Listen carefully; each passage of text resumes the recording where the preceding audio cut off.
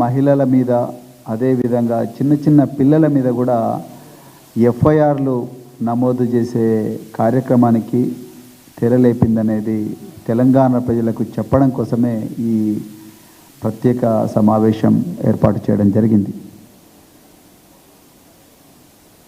ఈరోజు కొంతమంది కాంగ్రెస్ మంత్రులు దుశ్శాసనుడి కన్నా ఘోరంగా మరి పబ్లిక్ స్పేస్లో మాట్లాడుతున్నారు. దివంగత మాగంటి గోపీనాథ్ గారు ఈ హైదరాబాదు నగర ప్రజలకు ప్రత్యేకించి జూబ్లీ హిల్స్ ఖైరతాబాద్ నియోజకవర్గాల్లో 3 సార్లు ఎమ్మెల్యేగా ఎన్నికయ్యారు. వారు చేసిన సేవలు ఇప్పటికి కూడా ప్రజలు మర్చిపోవడం లేదు. మరి అనారోగ్యంతో వారు అకస్మాత్తుగా మరణించడం ఈ రాష్ట్రానికే తీరని లోటు, ప్రత్యేకించి జూబ్లీ హిల్స్ ప్రజలందరికీ కూడా ఒక తీరని లోటు. మరి ఒక వ్యక్తి అకస్మాత్తుగా చనిపోవడం అనేది ఆ ప్రాంత ప్రజలను, ముఖ్యంగా నాయకుడైతే ప్రాంత ప్రజలను పూర్తిగా దిగ్భ్రాంతికి గురి చేయడమే కాకుండా చాలా తీరని శోకానికి గురి చేస్తుంది. అదేవిధంగా కుటుంబ సభ్యులు కూడా చాలా బాధలో ఉంటారు. ఎందుకంటే సంవత్సరాల తరబడి, దశాబ్దాల తరబడి అనుబంధం ఉంటుంది. పిల్లలు వీళ్ళందరూ కలిసి ఒక కుటుంబంగా ఈ ప్రాంతానికి సేవ చేసినప్పుడు వాళ్ళు చాలా అంటే చాలా దిగ్భ్రాంతికి గురి కావడం, అదేవిధంగా శోక సముద్రంలో మునిగిపోవడం అనేది ప్రపంచవ్యాప్తంగా ఉంటుంది. ఇది మానవ సహజం. నిజంగా శోకం రానోడు మానవుడు కాడు.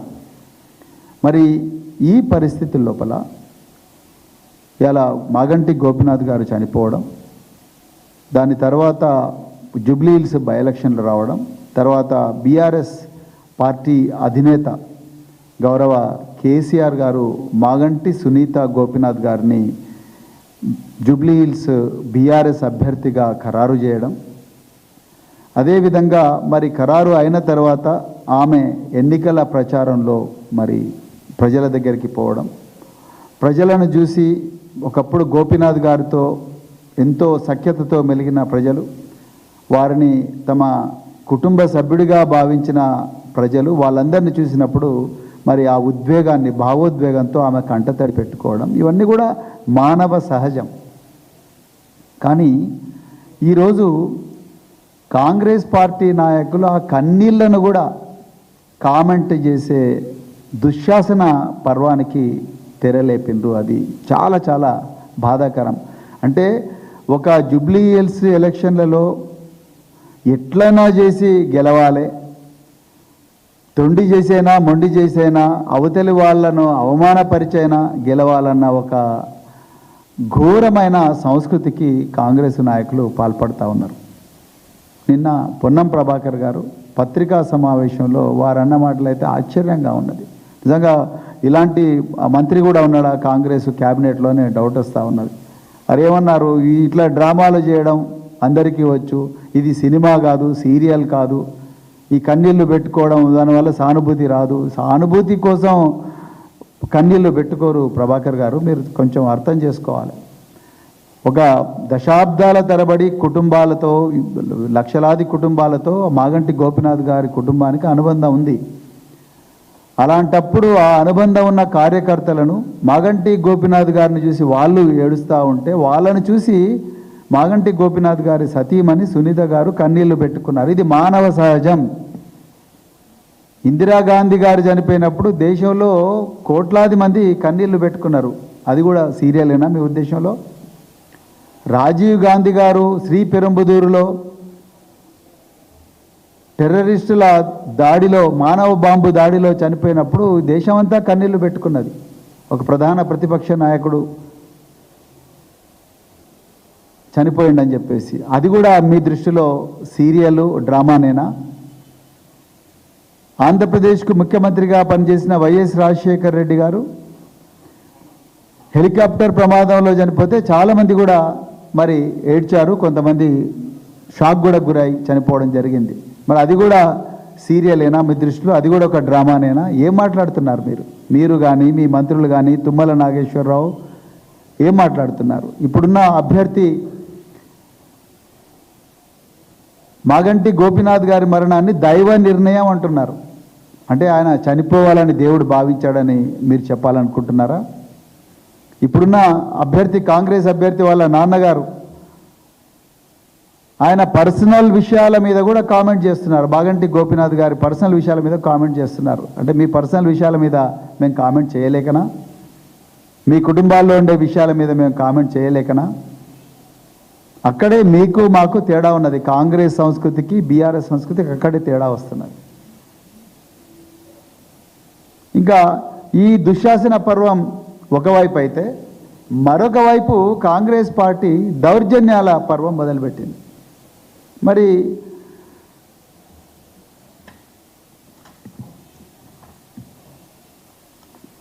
పదో తారీఖు నాడు మాగంటి సునీత గోపీనాథ్ గారు ఆమె 1 గంట ప్రాంతంలో ఒక మసీదు ఎదురుగా జామా మసీద్ ఎదురుగా బాకీ కార్డుల కార్యక్రమానికి భాగంగా అందులో ఆమె రోడ్డు మీద నిలబడి మసీదు లోపల కాదు, మసీదు లోపలికి ముస్లింలు మహిళలకు సపరేట్గా మసీదులు ఉంటాయి, పురుషులు పోయే మసీదు లోపలికి మహిళలు పోరు. అది ఇస్లాం మతం యొక్క సాంప్రదాయం. మహిళలు సపరేట్గా ఇళ్లలో ప్రార్థన చేసుకోవచ్చు, లేకపోతే సపరేట్ మసీదులోకి వెళ్ళొచ్చు.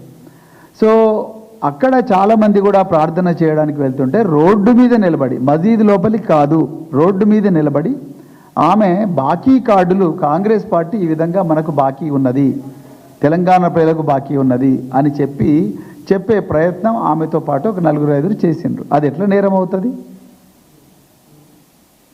మరి ఒకవేళ మీరు నేరంగా భావించుంటే ఆమెకు ముందు నోటీస్ ఇవ్వాలి కదా. మోడల్ కోడ్ ఆఫ్ కండక్ట్ ప్రకారం, రిప్రజెంటేషన్ ఆఫ్ పీపుల్స్ యాక్ట్, అదేవిధంగా మోడల్ కోడ్ ఆఫ్ కండక్ట్ ప్రకారం ఆమెకు నోటీస్ ఇవ్వాలి కదా. ఆ నోటీస్ ఇవ్వలేదు. నోటీస్ ఇవ్వకుండా మరి ఒక డిప్యూటీ తహసీల్దార్ ఇచ్చిన కంప్లైంట్ మీద వెంటనే ఆయన కంప్లైంట్ ఇచ్చిండో లేదో, ఆయన 1 గంటకు కంప్లైంట్ ఇచ్చిండు. ఆయన ఇవ్వగానే ఆయన 1 గంటకు చూసిండు, 3 గంటలకు పోయి పోలీస్ స్టేషన్లో కంప్లైంట్ ఇచ్చిండు.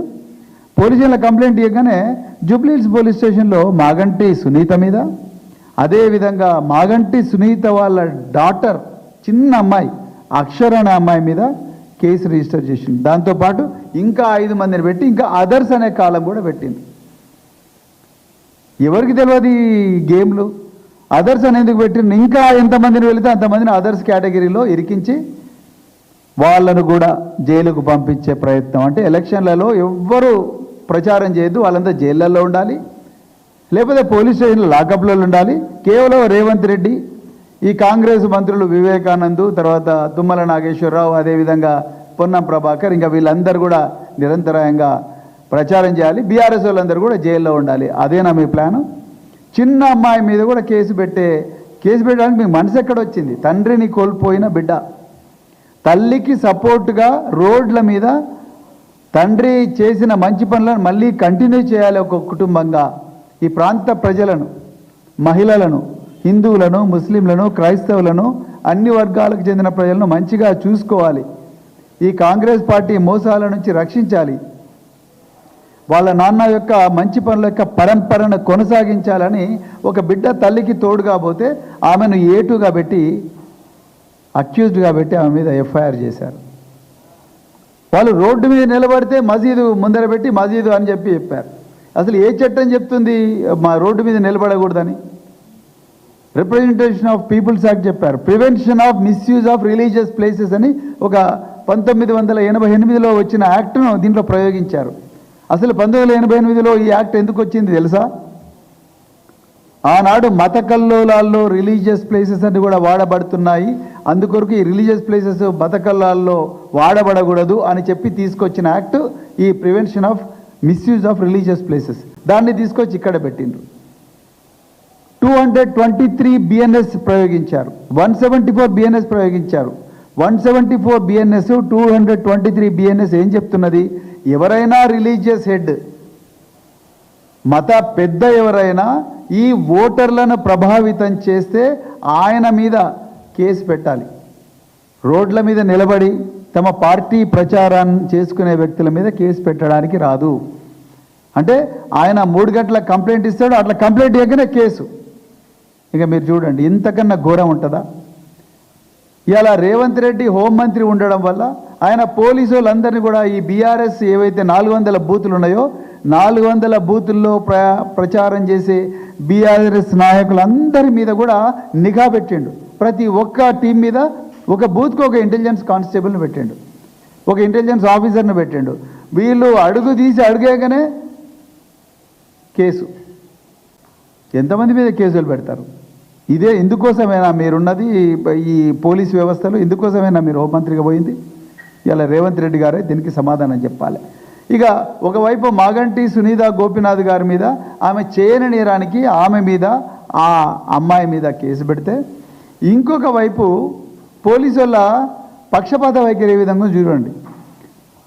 6వ తారీఖు నాడు ఈ మాగంటి ఈ కాంగ్రెస్ అభ్యర్థి నవీన్ యాదవ్ ఆయన జూబ్లీ హిల్స్లో మధురానగర్ ప్రాంతంలో ఈయన ఫేక్ ఓటర్ ఐడి కార్డ్స్ ఇతను సప్లై చేసిండు ఓటర్లకు.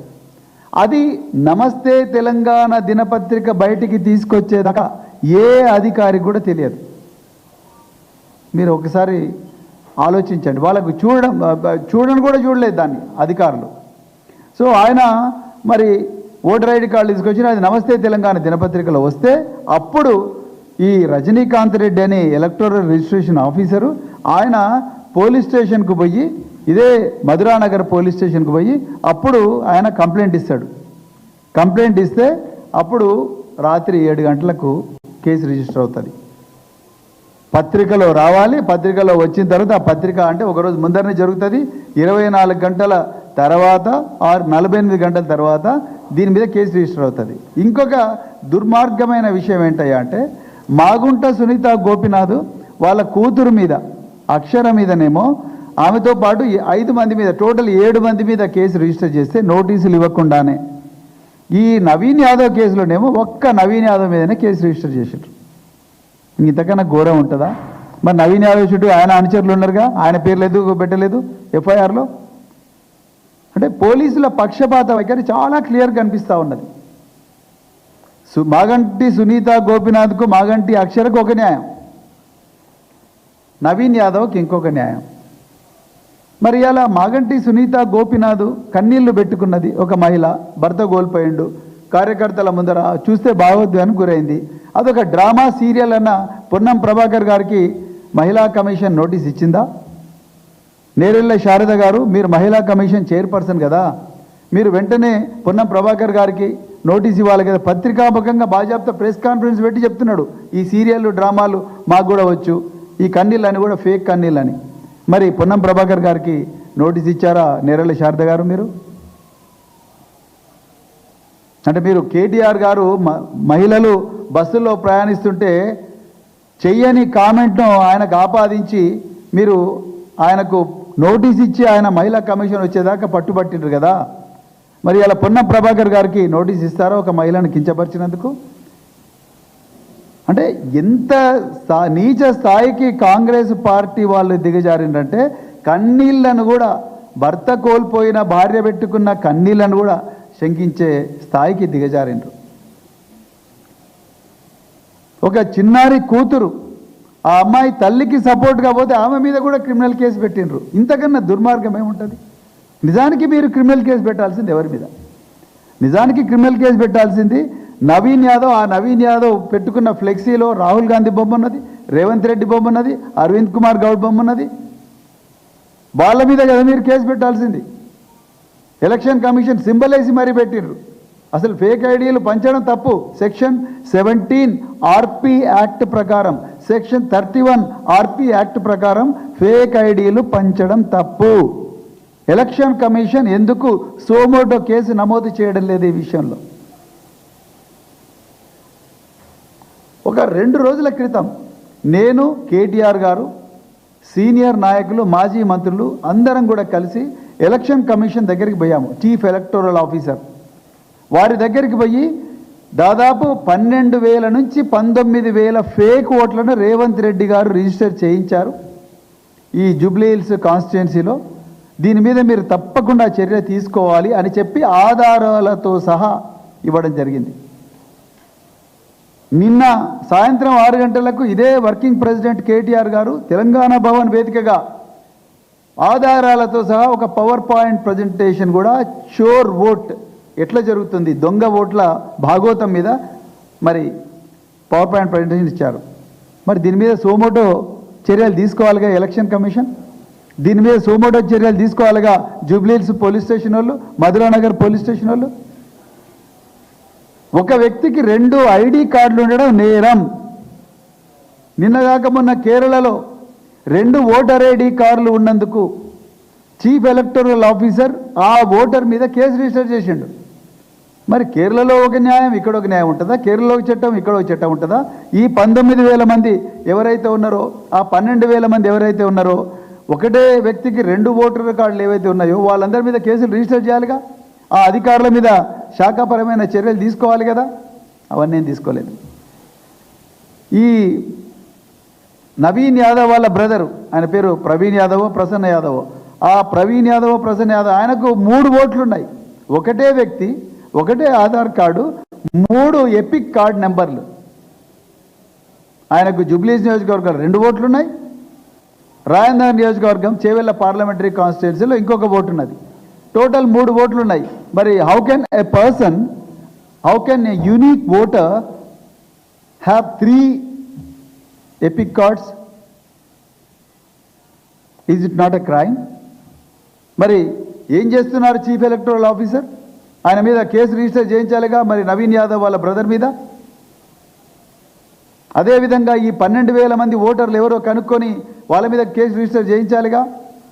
అదేవిధంగా ఒకటే ఇంట్లో 43 మంది ఓటర్లు ఎట్లుంటారు? ఒకటే అడ్రస్ మీద 200 మంది ఓటర్లు ఏ విధంగా ఉంటారు? ఆధారాలతో సహా చెప్పినప్పటికి కూడా ఎందుకు మౌనంగా ఉంటుంది ఎలక్షన్ కమిషన్? దీన్ని బట్టి చాలా క్లియర్గా అర్థమవుతుంది ఏందయ్యా అంటే ఈ బీజేపీ, కాంగ్రెసు, ఎలక్షన్ కమిషన్ ఈ 3 కుమ్మక్కయ్యి బీఆర్ఎస్ పార్టీని ఇబ్బంది పెట్టాలని చూస్తూ ఉన్నాయి.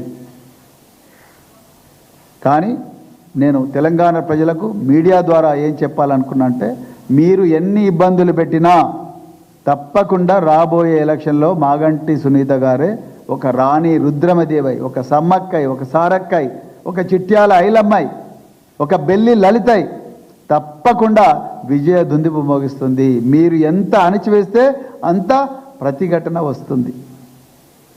మీరు అనుకుంటుండొచ్చేమో ఇలా వీళ్ళను అణిచివేసి మరి వీళ్ళ మీద కేసులు పెట్టి, చిన్న పిల్లల మీద కూడా కేసులు పెట్టి, వాళ్ళ కన్నీళ్లను శంకించే దుశ్శాసన కామెంట్లు చేసి వాళ్ళ మనోస్థైర్యాన్ని దెబ్బతీయాలని మీరు ప్రయత్నం చేస్తున్నారేమో కానీ తెలంగాణ ప్రజలు అంతా గమనిస్తూనే ఉన్నారు. మరి ముఖ్యంగా జూబ్లీహిల్స్ నియోజకవర్గ ప్రజలు వాళ్ళందరూ కూడా ఎలక్షన్లో వచ్చిన రోజు మీకు తప్పకుండా బుద్ధి చెప్తారు ఓట్ల ద్వారా. మీరు ఇంకొకసారి ఇలాంటి కామెంట్లు మానుకోవాలి. బహిరంగంగా